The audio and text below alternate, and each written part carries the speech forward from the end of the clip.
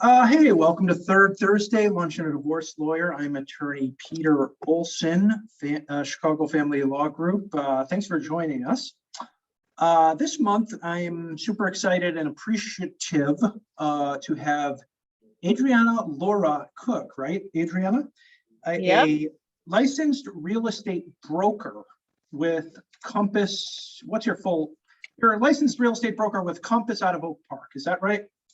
It's Compass out of Oak Park, out of Bucktown, out of Winnetka. I have offices in different areas and specialty areas in various pockets and neighborhoods throughout Chicago.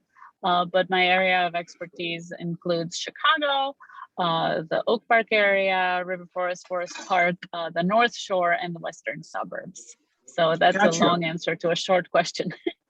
What's your 30-second background in real estate? You're doing it now? You've been doing it for how long? Yeah, thank you. Why do you like it? Why do you like it? Why do I love it? Because I do love it. First of all, I just want to say thanks again for having me. It's such a privilege to be part of this. I have really enjoyed watching and really absorbing your expertise in all of the related fields that you provided. And thank you so much for this opportunity to be here today. I love real estate. I've been doing it 17 years, started off in the Oak Park area. But you know, like one year leads to the next. And when you love what you do, it's not work at all. So why do I love it? I love it because I interact with people. I love it because there's only so many times when you go through a pretty important time in your life. You know, you're married, you get married, the birth of your children, but then you get to buy a house or a residence, or your next home only a few times in your life. And during that time, I get to be there, and I'm privileged to be in such a integral role of that process. And it is truly an honor to be part of this and to guide my clients through that. So that's what I love about my job. And it gives me energy, renewed energy every day. That's awesome. I sold a condo recently. I was surprised. You know, everybody talks how, you know, oh, what a great seller's market we're in. And we probably are. And I don't want to go too down the road into Peter's life, but it was stressful. It was stressful. Even though, you know, we're in a seller's market and you think like, you know, money's falling from trees. I think that was one of the most stressful things my wife and I went through was selling that place. We had three offers, or you know, we had one fall through, two fall through, and then the third came through. But you know, for being in a seller's market where it's like, oh, this just sounds so easy when you're just like reading the news, it was like, oh, that was like the second worst time in our marriage, or stressful. It wasn't horrible. The net result was good, but woo. No, it is stressful. I think because, you know, subconsciously we buy and sell all the time, right? How easy is it to click something on Amazon? Here, I'm buying a bottle of mouthwash or whatever. And when you relate that activity, buying or selling, to real estate, all of a sudden it becomes so stressful because it is such an important part of your life. It's not just a trivial item that you buy or sell every day. Right. Hey, so just trying to tie this a little bit to a little family law, whatever it might be. Maybe somebody's going through a divorce, thinking about a divorce, post-divorce. Are you ever running into that situation? Why don't we talk a little bit about maybe the hypothetical sort of seller side of real estate? Have you worked through situations where people are in a divorce scenario, with some part of it, and just kind of, you know, some thoughts, ideas, best, worst sort of things you've seen going down that side of a transaction? Absolutely. Well, first of all, in real estate, when I represent clients both on the buy or sell side, it's because it's so personal, and emotions, as you probably have witnessed selling your own condo this summer, emotions are heightened. It is an emotionally heightened situation. It's very, very emotionally charging. And what, as a realtor, my number one priority is, and what I always strive for in a perfect world, is to make sure everybody agrees. Now, even though, you know, in a divorce situation, obviously the couple is not agreeing because they're moving their separate ways. But what we strive for in the process of the real estate sale or transaction or purchase is that they both agree. So I offer in my expertise, if you will, is to provide kind of a full picture of the entire process. I lead them through the process. In today's world, consumer world, we are dealing with a buyer and a seller that is extremely informed. There's a lot of information out there. So my clients come to me on the buy side, they already know everything about, you know, the neighborhood, the schools. They already know everything about, you know, the 50 properties that are for sale. What I lead them through is the process. And in that endeavor, I strive for creating an environment and an atmosphere of comfort, in the sense that I always make myself aware of who is the person making a decision.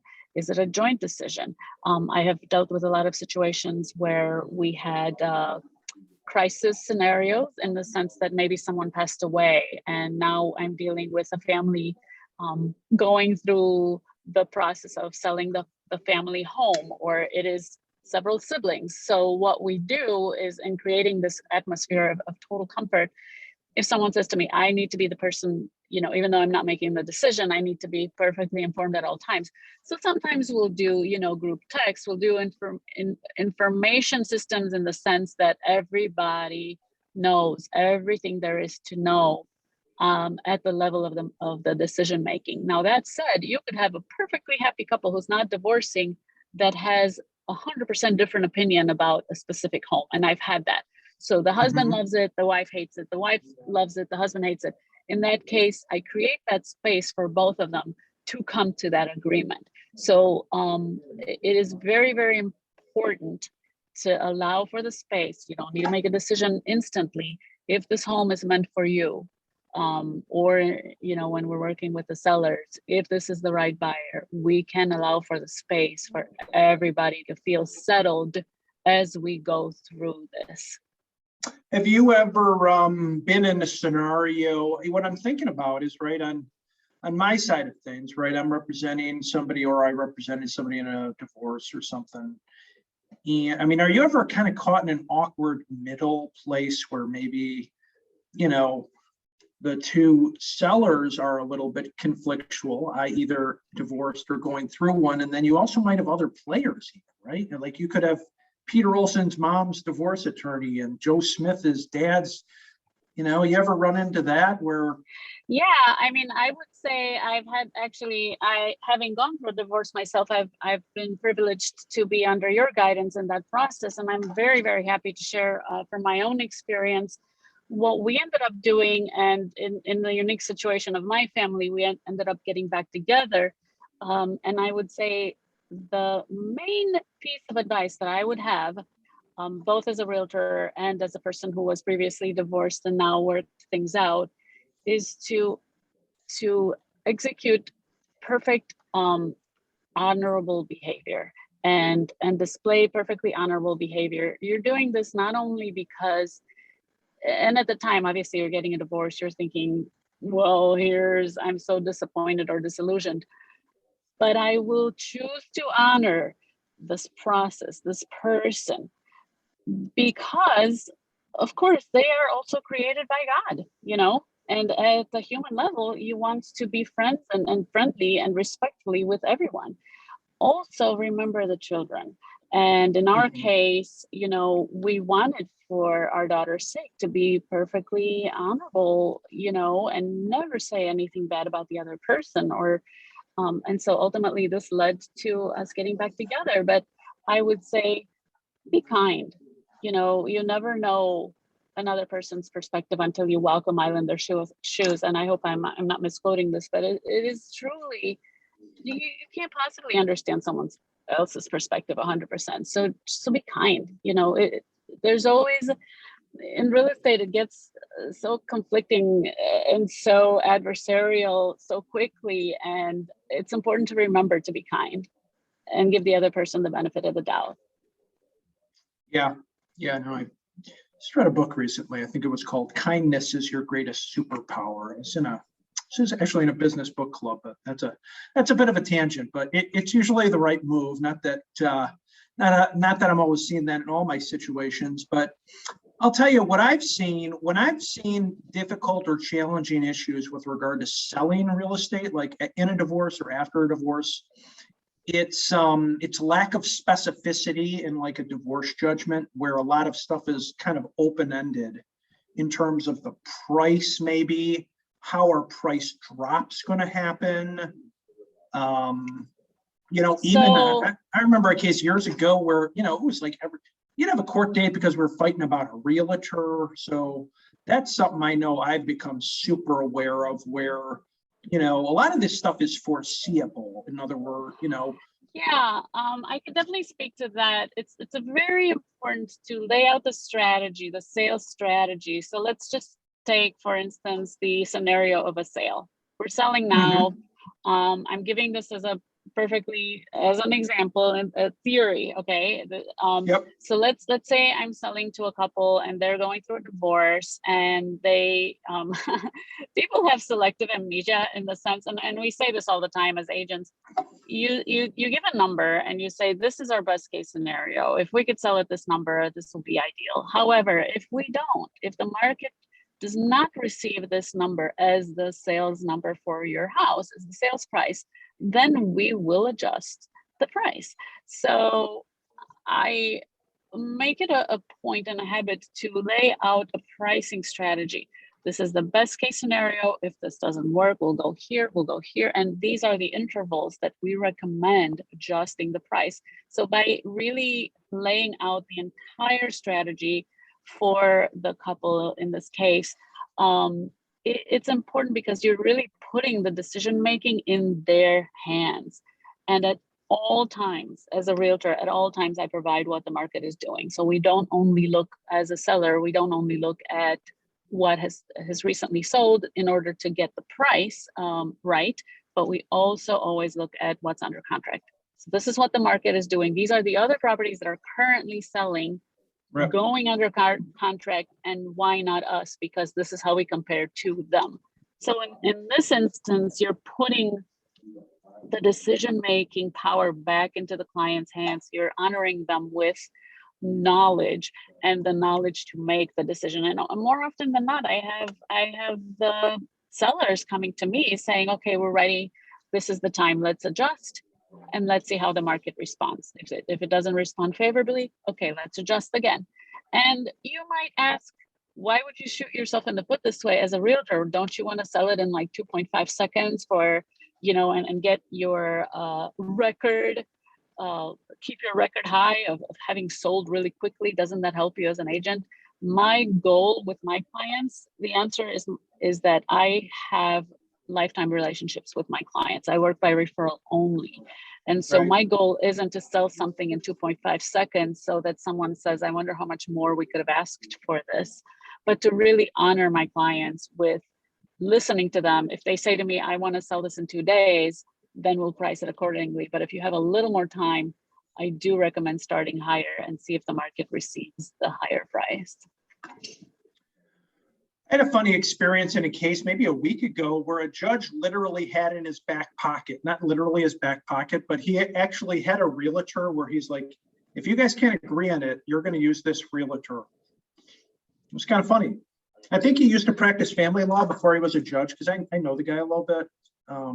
Kind of shows how old I'm getting, is that, like my peers are now being judged. But it was kind of funny. It's like, that's not a bad little referral for a particular realtor. It's like, hey, if you guys can't agree on it, you're using such and such, and that judge just pulled, like, whoa. Well, because I think he sees what I've seen before. It's like, if you leave anything, if you don't have everything really tight and specific, it can be a point of contentiousness and unnecessary court drama, frankly.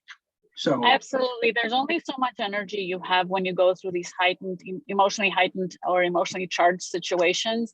And you can get to a standstill really quickly with everyone involved. So it's very important to have a very carefully laid out strategy. And if you don't, again, if it gets heightened, then someone has to step in and say, okay, fine, you're going to have to do this if you don't agree. So that's why I try to create an atmosphere of full collaboration, open, transparent, let me answer I check in with my clients all the time.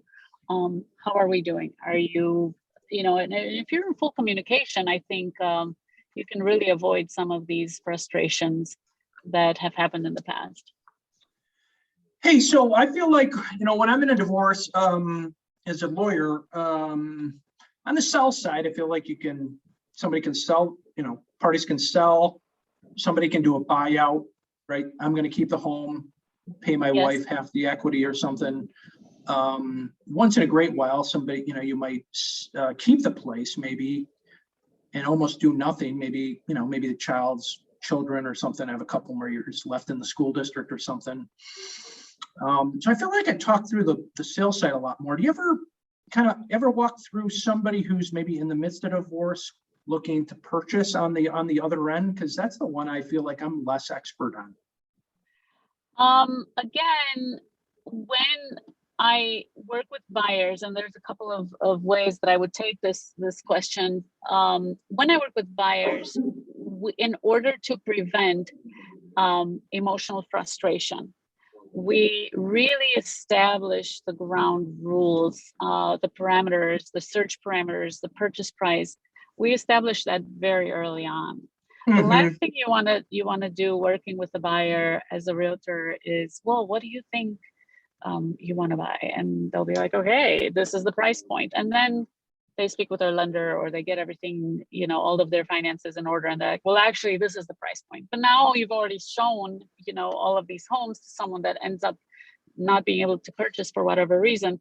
The other thing is that sellers really don't want you taking anyone through their property who is not fully qualified. So Right. The frustration is really eliminated when you know exactly what someone's qualified for. And so that's like way along the line of the conversation of, has the divorce happened? Do they know what they can afford? Do they know all their financial pictures? So you really want to know. My recommendation is, don't enter into this process before you know everything for sure and you're fully qualified, because you're in a market like this, especially, you could see a property right now and there would be there could be 2 or 3 offers on it already, and Right. that agent might have even accepted and not had a chance to go back on the MLS and put it under contract. So you really want to be fully qualified, put your best foot forward, know exactly what you're able to walk away with from your divorce scenario, and have that qualification pre-approval in your hand or in your agent's hand before you see that property. Because if you love the home, that agent can get you in there, within hours, and Sure. the home could be yours. Don't go into something just with, oh, I think I might be able to do this, but I'm not quite sure. Give yourself the time to really absorb what's going on. Yeah. I mean, immediately after or pending divorce, I think definitely can have, well, I mean, that's a whole nother layer of, right? What's your family budget look like post separation? I think if there's an open court case, I think a lender might give you a little trouble on that too, even if it's, just sort of an innocuous divorce too. So sometimes I feel like you might need to do a cash deal, but. Well, in my situation, I think the best thing we could have done is we actually did a mediation under your guidance and with your help. But what I did, the best invested penny that I have put in, not penny, more than that, but it was, we got a financial planner. She came and analyzed all of the finances of the family. And she said, if you were to split everything this way, this is what it would look like. That financial planner was amazing, and she was invaluable to the process. There was a lot of, heavy emotions involved, going and saying goodbye to one life and saying, getting ready to enter another journey. But at the same time, she really guided us. And I think if there is any opportunity for that, do yourself a favor and hire that person who really has all the expertise to look at this from a non-biased standpoint and guide you through, and then exactly what you have, what you're walking away with, and what that's going to look like. The first thing she asked me, interestingly, was, what is your lifestyle? Tell me how you live, and let's establish how much you really need to maintain this lifestyle, or go this way or that way. And it was a very clear picture. I mean, there's really no guessing around Right. here. So with that in hand, then you know what you can go and buy. That's great. No, that's great advice. I just, a couple months ago, in this same interview situation, I had talked to a friend of mine who's a mortgage lender, and I really learned a lot just about how the lender side looks at different streams of income that come from a divorce, like how child support is actually viewed differently than maintenance or spousal support. It's very interesting Yes. stuff. I didn't Yes. know at all. To me, it's like, this is a stream of money, whether my client's receiving it or paying it. But I think, Fannie Mae, Freddie Mac, they look at child support and maintenance as fairly different things. It was kind of weird. It was weird. It was strange to me. It was very strange to me. In some cases, child support will stay on for this amount of time and maintenance won't or will. And so, yeah, the lenders look at it very, very specifically. As a realtor, I not only refer out, excellent collaborators, great home inspectors, wonderful lenders and attorneys. So what I enjoy doing is building a strong team around my clients, whether on the sell or buy side, that we can enter through this process in as seamless way as possible. And that is the guidance and the expertise that we provide, by not just like, oh, I heard about, lending 1, 2, 3, and I think I'm just going to go with them because that's the commercial that I just saw on TV. No, you really need to have someone that has provided an excellent level of service. And that's why I continue to refer you, Peter, because you are excellent in our own collaboration. So, and everyone that I've referred you to, well, you came referred to me from my friend Debbie. And so everyone that I referred you to has been so happy with your expertise. So thanks for that. I appreciate that. Hey, we keep our little list. We call it internally, we have our list of business partners. That's what I Absolutely. call people like you and the immigration attorney and the realist, all right. I'm trying to be focused and specialized, as I think you are, because I think that's, that's the only way you become an expert. But Yes. right, other things come up going through family law, real estate, life, where you can be that point of whatever, that expert to help others. But so yeah, I think you are only the second person I've run into in my career who's gotten married again to the same person. So congratulations. And I was excited to hear that. Thank you. I know yours at a more personal level than the other one I know. So yeah, no, and it was really interesting because even at the time when we were getting divorced, I think it was our mediator or someone, or maybe you or the other attorney has said to us, I have never seen anyone go through this process in such an honorable way and amicable way. And I thought, well, that's nice. But at the time, I had no idea that, eventually it would lead to getting back together. You take everything as a learning process, and I'm grateful for everything. I wouldn't have done it any other way, but it's important to be kind. Hey, I was just looking at your bio as we wrap up here. Do you speak 5 languages? Yes, I do. What are they, and which of them do you really use a lot outside of English? I was curious because that's very unique. I'm 25% Spanish, so I'm 1.25, but 5's pretty impressive. Okay, so I speak Romanian. That's my native language. I'm from Romania. I was born there, and I moved here in 1987 with my family. I speak German. In Romania, there are quite a few there's Germans, Hungarians, and Serbians. So they have schools for those ethnicities. So I went to a German school because my parents chose to send me to a bilingual school. So I speak German fluently.